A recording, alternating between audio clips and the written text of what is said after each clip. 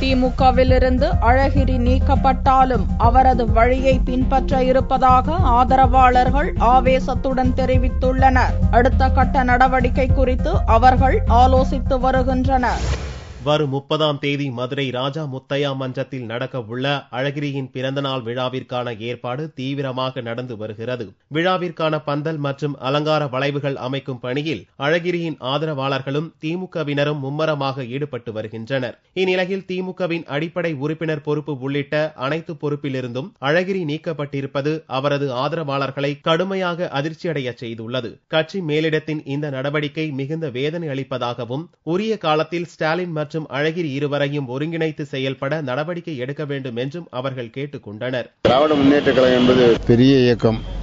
பேரறிஞர் அண்ணா அவர்கள் சொன்னது மேல இது ஆயிரங்காலத்து பயிர் என்று சொன்ன இயக்கத்தில் கலைஞர் அவர்கள் எடுக்கின்ற நடவடிக்கை என்பது எங்களுக்கெல்லாம் வேதனையாக இருந்தாலும் தளபதி அவர்களையும் அண்ணன் அழகிரி அவர்களையும் ஒருங்கிணைத்து கட்சி ஒற்றுமையாகவும் வலுவோடும் இருப்பதற்கு தலைமை கழகமும் தலைவரும் நிச்சயமாக நடவடிக்கையை மேற்கொள்வார் என்று நம்புகிறேன். கட்சி பொறுப்பிலிருந்து அழகிரியை நீக்கினாலும் அவர் வழியிலேயே தொடர்ந்து செயல்படுவோம் என்றும் அவருடைய பிறந்த நாளை எழுச்சியோடு கொண்டாட இருப்பதாகவும் இன்னொரு தரப்பினர் ஆவேசமாக தெரிவித்தனர்.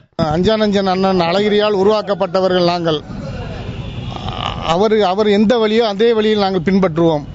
எங்களை எல்லாரையும் ஒருங்கிணைத்து இந்த கட்சியை காப்பாற்றினவர் அண்ணன் அழகிரி. இன்று அழகிரி அண்ணனை நீக்கினாலும் நாங்கள் அவர் வழியில் தான் என்றென்றும் இருப்போம். நாங்கள் எப்படி கொண்டாடணுமோ அதே மாதிரி இன்னும் நாங்கள் சிறப்பாக கொண்டாடுவோம். சிறப்பாக நடைபெறும். கட்சி எடுத்த நடவடிக்கையால் மதுரை மற்றும் தமிழகம் முழுவதும் உள்ள அழகிரியின் ஆதரவாளர்கள் அதிர்ச்சி அடைந்திருப்பதோடு அடுத்த கட்ட நடவடிக்கை குறித்து ஆலோசித்து வருகின்றனர்.